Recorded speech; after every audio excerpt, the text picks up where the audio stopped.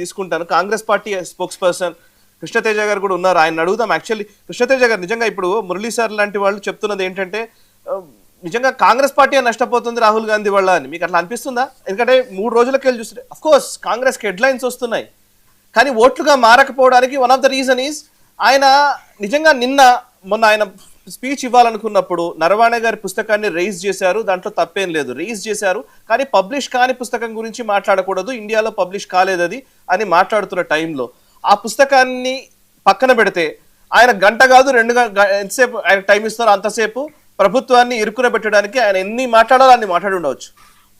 కానీ అవి ఏవి వేయకుండా ఆ ఒక్క పుస్తకాన్ని పట్టుకొని మొత్తం బడ్జెట్ స్పీచ్ అంతా, బడ్జెట్ కి సంబంధించి రాష్ట్రపతి ప్రసంగానికి సంబంధించి కీలకమైనటువంటి సమయం ఒక ప్రతిపక్ష నేతకు ఏదైతే ఇస్తారో ఆ కేటాయించిన సమయాన్ని ఆయన వృధా చేసినట్టు కాదా?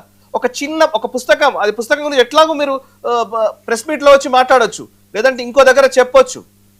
చాలా అవకాశాలు ఉన్నాయి, పార్లమెంట్ లో మాట్లాడడానికి అవకాశాలు లేదు. అది ఆ ఒక్కదాన్ని పక్కన పెట్టేస్తే అసలు ఇన్ని మాటలు మాట్లాడేసి ఉండేవచ్చు. ఆయన మోదీ అమ్మేస్తున్నారు అంటున్నారు, అమ్మడానికి కావాల్సింది ఏంటి, ఎందుకు అమ్ముతున్నారు, ఎలా అమ్ముతున్నారు, ఇవన్నీ చెప్పాల్సింది పార్లమెంట్ లో. కానీ కేవలం పుస్తకాన్ని పట్టుకొని మాట్లాడడం వల్ల 2 రోజులు 3 రోజులు వృధా అయిపోయిందా లేదా? సాయి గారు, 2014 నుంచి మీరు నాకు సుపరిచితులు. ఇవాళ 2026 వచ్చింది, 12 బడ్జెట్ సెషన్లు మీరు నాతో ఇవాళ మళ్ళీ మాట్లాడుతున్నారు. ఏ సభ చూసినా ఏముంది గర్భకారణం అండి. 2014 ఆయన ఇష్యూ బేస్డ్ మాట్లాడుతున్నప్పుడు ఆయన ఎల్ఓపి కాదు, సమయం సరిపోదు, సమయం అనుకూలంగా మాట్లాడాలన్నారు. ఇవాళ 2026లో ఎల్ఓపి హోదాలో మాట్లాడుతుంటే ఆయన ఏ ఎల్ఓపి హోదాలో మాట్లాడట్లేదు అనేది ఆయన మీద బెటకారాలు చేస్తున్నారు. ఒక విషయం మీరు చాలా గుర్తు పెట్టుకోవాలండి, అప్పుడైనా ఇప్పుడైనా అంతర్జాతీయ విషయాలు వచ్చినప్పుడే ఇట్లాంటి ఒక వివాదం చెలరేగుతుంది. First point. And second point, Rahul Gandhi garu పుస్తకం లేవనెత్తింది. ఇప్పుడు ఈ డిబేట్ లో ఎవరైనా మాట్లాడతారేమో చూసిన తేజస్వి సూర్య గారు మాట్లాడిన దానికి రిప్లైగానే పుస్తకం తీయడం జరిగింది తప్ప ఆయన అది గలబెత్తలేదు, ఇది ఎవరు మాట్లాడటం లేదు. మూడోది, ఆయన అందరు కలిసి ఆయన ఆ రోజు జరిగింది ఆ మేజర్ జనరల్ గారి గురించి మాట్లాడుతున్నాడు, ఎక్కడ ఇష్యూ బేస్డ్ మాట్లాడేది పబ్లిక్ ఇంకా నోరే తెరలేదు. అందుకే ఆ బుక్ పేరు జనరల్ గారు ఏమైనా పెట్టుకున్నారు, 4 stars of destiny. Rahul Gandhi గారు మాట్లాడక ముందే డెస్టినీ ఫ్రేమ్ అయిపోతుంది. ఇక్కడ ఇంత దౌర్భాగ్య పరిస్థితులు ఒక largest democracy of the world లో ఉండి మనం చూడాలండి, ఒక పార్లమెంట్ డెమోక్రసీలో. మూడోది ఇంకో ట్రేడ్ డీల్ గురించి. మనకంటే ముందు ట్రేడ్ డీల్ ట్రంప్ చెప్పేస్తాడు, ట్రేడ్ డీల్ ఎత్తేస్తున్నానని. మనకంటే ముందు ట్రంప్ రష్యా నుంచి ఆయిల్ కొనడానికి చెప్పేస్తాడు. మన ఆపరేషన్ సింధూర్ దగ్గర ఇదే ట్రంప్ చూసిన ఏ రకమైన వ్యక్తిరో. దీనికంటే ముందు ట్రేడ్ డీల్ గురించి కామర్స్ మినిస్టర్ మాట్లాడాలని అందరు కోరుకుంటున్నారు. ఇవాళ రాక India European union trade deal గురించి ఏదండి పబ్లిక్ డొమైన్ లో ఉందా ఇన్ఫర్మేషన్, ఏం ట్రేడ్ డీల్ జరిగిందని? లేదు. ఇవాళ ట్రంప్ వచ్చి టారిఫ్స్ ఎత్తేస్తున్నాం మేము పాత ఫ్రెండ్స్ అని వాళ్ళు చెప్తారు, దాని గురించి మాట్లాడరు. ఇంకో ట్రేటర్ అనే పదం వచ్చింది ఒక ఎంపీ. ఆ ఎంపీ ఆయన కాంగ్రెస్ వచ్చి ఆయన గురించి బీజేపీ చేరక ముందు ఆ ఎంపీకి లైఫ్ ఇచ్చింది అహ్మద్ పటేల్ గారు. ఆ ఎంపీ నిజంగా రక్తం ఉన్నంత వరకు కాంగ్రెస్ లో ఉంటాడని చెప్పిన వ్యక్తి అతను. ఇవాళ బీజేపీకి పోగానే నరంలేని నాలుక అయిపోయింది అది. ట్రేటర్ ఇవాళ అని చెప్తే నిజంగా ఆయన పార్టీ మారిన వ్యక్తిని ట్రేటర్ అనక, లేదు మా పార్టీకి ఆయన దేశం ఉద్ధరించమని చెప్తామా? ట్రేటర్ అని చెప్పడానికి దేశద్రోహి అవసరం లేదండి. మనం ట్రేటర్ అని మీరు కావాలంటే గూగుల్తో సంబోధించవచ్చు. పార్టీ మారిన వ్యక్తిని మీరు సంబోధించారు. ఇంకోటి ప్రూఫ్ ఏది? రాహుల్ గాంధీ అదే మాట అన్నాను. యాక్చువల్లీ మీరు మా స్క్రీన్ మీద దాంట్లో చూస్తే ద్రోహి అన్న మాటనే వాడాను నేను, అంతకు మించి వాడలేదు. దేశద్రోహి అని కాకపోతే ఒక నిమిషం కృష్ణతేజ గారు, కాకపోతే గూగుల్లో మీరు మామూలుగా ట్రైటర్ అని టైప్ చేస్తే a person who is not loyal to their country, friends etcetera. So the first point అది, a person who is not loyal to their country అనేది ట్రైటర్ అనే మాటకు అర్థం. సీట్ వేరు, ట్రైటర్ వేరు. ఆ person who is not loyal to his country, friends. మరి party అనేది ఏంటండి? Party is equal to country కాదా? Party is representative of the country తీసుకోవచ్చు. కాబట్టి అనవసరమైన పదం గురించి నిజంగా ఇందాక మన బీజేపీ ఎవరెత్తినారు 8 లక్షల రూపాయలు ఒక గంట ఖర్చు అవుతుంది. 8 లక్షల రూపాయలు ఒక గంట ఒక వ్యక్తి గురించి మనం ఖర్చు చేయాలా? అది కూడా పార్టీ మారిన ఒక వ్యక్తి, ఒక ట్రేటర్ గురించి. ఎందుకు చెప్తున్నానంటే అండి, ఇప్పుడు ఇది కాదు, ఇప్పుడు దీనికి సొల్యూషన్ ఏంటిది? డెఫినెట్లీ హుందాతనం సభకు ఎప్పుడు వస్తుంది? మన రాజకీయ విశ్లేషకులు మాట్లాడినప్పుడు డెఫినెట్లీ అది మనం ప్రధానమైన పార్టీ నుంచి వస్తుంది, తర్వాత ప్రతిపక్షాలకు వస్తుంది.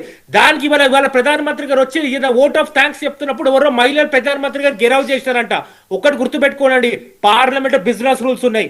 ఎవరు మాట్లాడినా బిజినెస్ రూల్స్ ప్రకారం మేము మాట్లాడాలా. ఇలా సభ అడ్డుకోవచ్చు అంటే డెఫినెట్లీ ఏ రోజు ఏ అధికార పక్షం మాట్లాడలేదు, ఏ రోజు సభ గలాటనే జరుగుతుంది. ఇంకోటి అవతల వ్యక్తి వాళ్ళు మాట్లాడింది ప్రతిదీ ఆన్ రికార్డ్ అయిపోతుంది అంటే డెఫినెట్ గా స్పీకర్ డిస్క్రిప్షన్ పవరే ఉండదు. ఇందాక టీడీపీ గారు ఇందాక ప్యానల్ స్పీకర్ గా రావడం జరిగింది, అది కూడా నేను చాలా బాగా గమనించడం జరిగింది.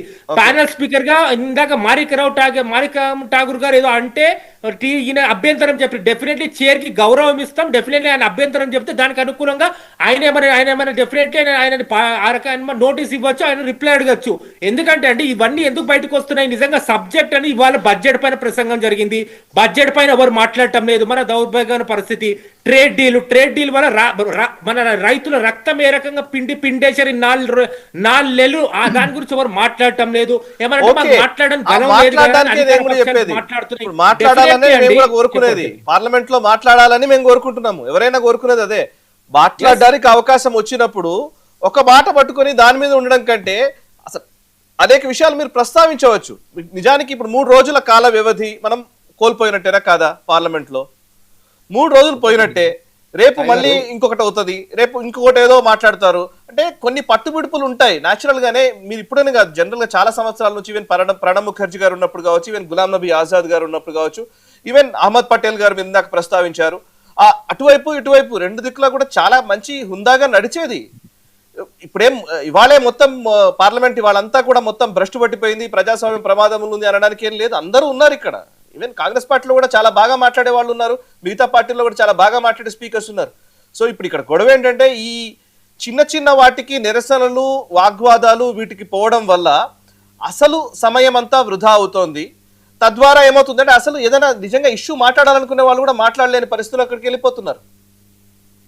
యా అండి, డెఫినెట్లీ సబ్జెక్ట్ టు కరెక్షన్ ఒకటి చెప్తాను ఏంటంటే డెఫినెట్లీ మా నుంచి పట్టు విడుపు ఎప్పుడు ఉంటది వాళ్ళు. కాబట్టి బిజినెస్ డెఫినెట్లీ ఒక బిఎస్సి ఒక జాయింట్ పార్లమెంటరీ కమిటీ జేపీ ప్రతిసారి కూర్చోబెట్టి అన్ని పార్టీ రిప్రజెంటేటివ్స్ తోని మీరు ఆ ఎజెండా డిస్కస్ చేయండి. ఎప్పుడు డిస్కస్ చేస్తారని అనుకుంటున్నాను.